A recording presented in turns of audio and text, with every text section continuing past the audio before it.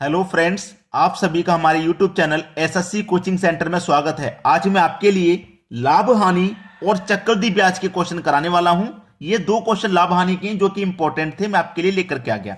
तो चलिए स्टार्ट करते हैं। पहला सवाल, यदि किसी वस्तु को 5% हानि पर बेचने की अपेक्षा 10% लाभ पर बेचा जाता है तो विक्रेता को पहले से 75 रुपए अधिक मिलता है, तो वस्तु का क्रय मूल्य क्या है? ऐसे क्वेश्चन में स्टूडेंट कंफ्यूज हो जाता है। वही कंफ्यूजन दूर करने के लिए मैंने ये क्वेश्चन ले लिया। 5% हानि की बजाय वो 10% लाभ पर बेचता है। ऐसा क्वेश्चन कभी भी आ जाए कि इतने परसेंट हानि के बजाय इतने परसेंट लाभ, या इतने परसेंट लाभ की अपेक्षा इतने परसेंट हानि, ऐसा क्वेश्चन कभी भी आ जाए, ये अपेक्षा वाला, एक जगह हानि होगी एक जगह लाभ होगा, ऐसा होगा। ऐसा नहीं होगा कि 5% लाभ की अपेक्षा 10% लाभ, यानी कि दोनों जगह लाभ नहीं होगा। अगर दोनों जगह लाभ होगा तो उनका अंतर करेंगे, और एक जगह हानि और एक जगह लाभ होगा तो दोनों को जोड़ लेंगे। तो 5 और 10 दोनों को जोड़ लूंगा, कितना हो जाएगा? 15, यानी कि 15%। रुपया कितना मिलता है? 75 रुपया अधिक मिलता है।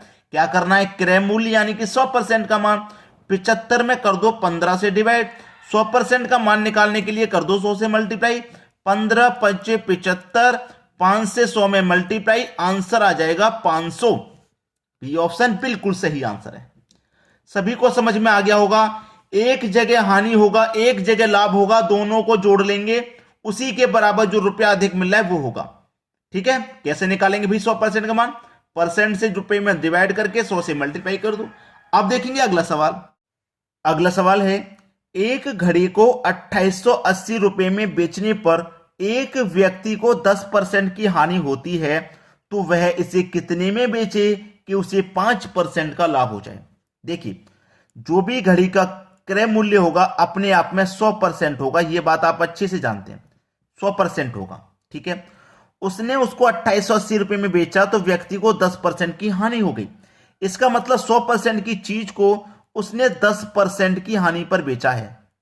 10% की हानि पर बेचा उसने, 100% की चीज को 10 की हानि पर। अब 100 की चीज को 10 की हानि पर बेचेगा, इसका मतलब वो पैसा कितने का ले रहा है? 90% का दाम ले रहा है। 90% में बेच रहा है, और रुपए में कितने बेच रहा है? 2880 में, यानी कि 90% की वैल्यू 2880 के बराबर है। अब इस 2880 में 90 से डिवाइड कर देंगे, और 100% का मान निकालने के लिए 100 से मल्टीप्लाई कर देंगे, तो क्रय मूल्य हमारा निकल के आ जाएगा। क्लियर है इतनी बात?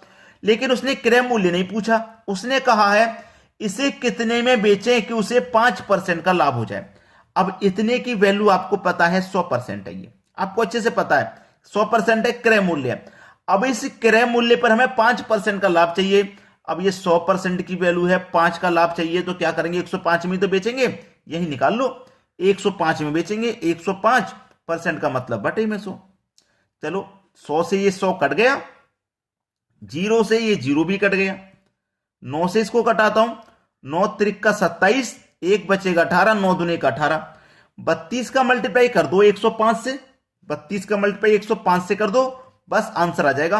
32 का 5 से करेंगे 160, 160 का 0, कैरी का 16 आ जाएगा, कैरी का 16। ठीक है, 32 का 10 से कर दूं, 32 का जब 10 से कर दूंगा तो हो जाएगा 320, 320 में जोड़ दूंगा 16, तो 336, 336। बस यही आंसर है, 33 और 60, 33 60। सी ऑप्शन बिल्कुल सही आंसर हो गया आपका। अब देखेंगे अगला सवाल। अगला सवाल है, 4000 रुपए के मूलधन पर 10% वार्षिक ब्याज की दर से 2 वर्ष का चक्रवृद्धि ब्याज क्या होगा? मैंने बताया था पहले कि चक्रवृद्धि ब्याज के क्वेश्चन रहने वाले हैं। वो दो क्वेश्चन लाभ हानि के इंपॉर्टेंट थे, इसलिए मैंने उनको पहले करा दिया। अब देखो, चक्रवृद्धि ब्याज में 4000 रुपए के मूलधन पर 10% वार्षिक ब्याज की दर से 2 वर्ष का चक्रवृद्धि ब्याज क्या होगा? 2 वर्ष का चक्रवृद्धि ब्याज, 2 वर्ष के लिए मैं आपको एक रेशियो मेथड बता देता हूं। 2 वर्ष के लिए 2:1, ठीक है, ये रेशियो मेथड है। आपके पास राशि कितनी है? 4000, परसेंट रेट कितना है? 10, तो 4000 का आप 10% निकाल लो। परसेंट का मतलब बटे में होता है, तो 2 0 से 2 0 400 आएगा। जो 400 आया है ना, इसको पहले वाले रेशियो के ऊपर लिख दो, पहले वाले रेशियो के ऊपर। 400 का क्या करेंगे? फिर से जो रेट है हमारा वही निकालेंगे, 10% निकालेंगे। परसेंट का मतलब बटे में 100, 0 से 0 गया, ये वाले 0 से 40 बचा, 40 को लिख दो यहां पे दूसरे वाले रेशियो के ऊपर। 400 का मल्टीप्लाई 2 से करो 800, 40 का मल्टीप्लाई 1 से करो तो 40, दोनों को जोड़ दो 840, आंसर खत्म। ब्याज ही तो पूछ रहा था, 840 ब्याज हो जाएगा। सबसे आसान तरीका है ये। 2 वर्ष का अगर पूछा जाए, 3 वर्ष का पूछा जाए या 4 वर्ष का पूछा जाए, मैंने चक्रवृद्धि ब्याज पर इस पर अलग से वीडियोस बनाए हुए हैं, आप प्लेलिस्ट में जाकर के देख सकते हैं। ठीक है दोस्तों, ये समझ में आ गया। चलिए अब देखते हैं अगला सवाल। अगला सवाल है, कोई धनराशि चक्रवृद्धि ब्याज से 5 वर्षों में दोगुनी हो जाती है तो 8 गुना होने में कितना समय लगेगा? ऐसा क्वेश्चन रहे तो एक तरफ तो लिख लो वर्ष और एक तरफ लिख लो गुना। चक्रवृद्धि ब्याज में क्या करते हैं, वर्ष का करते हैं पहाड़ा, वर्ष का करते हैं पहाड़ा, गुना की करते हैं घात। 5 वर्ष में 2 गुनी हो रही है, वर्ष कितने 5, गुना गुनी कितनी हो रही है 2 गुनी हो रही है। अब गुना की क्या करते हैं घात, यानी कि 2 की घात 1 से स्टार्ट करेंगे तो 2 की घात 1 का मान 2 ही रहेगा ना, 2 ही रहेगा, लेकिन हमें तो कह रहा 8 गुना।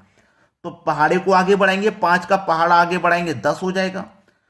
गुना की घात को आगे बढ़ाएंगे, यहां पे घात 1 थी, यहां पे 2 हो जाएगी, तो 2 की घात 2 का मान 4 हो जाएगा।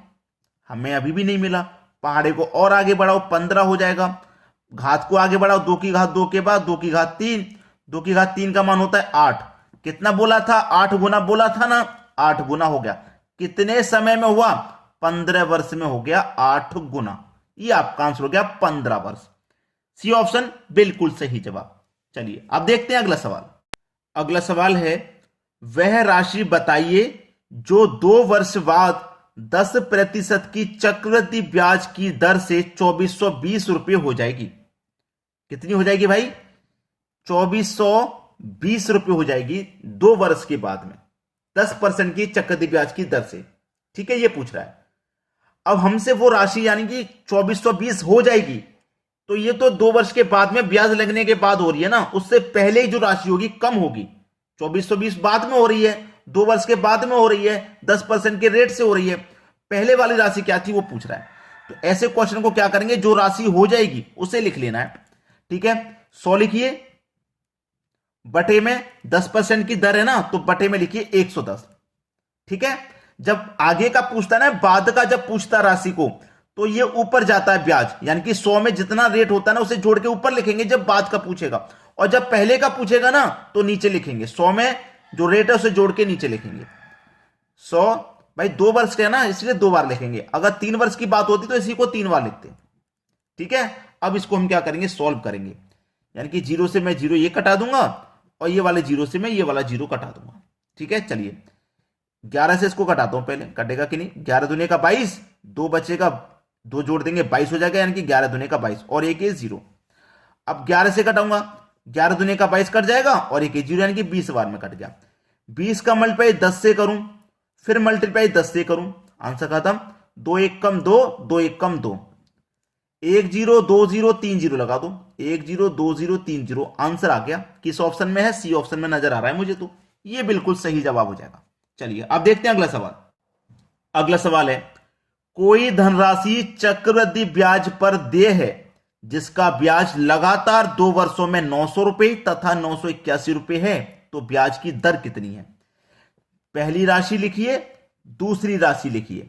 जो पहली राशि है वो क्या करेगी, मूलधन का काम। दूसरी राशि क्या करेगी, मिश्र धन का काम। पहली राशि कितनी है, 900 है।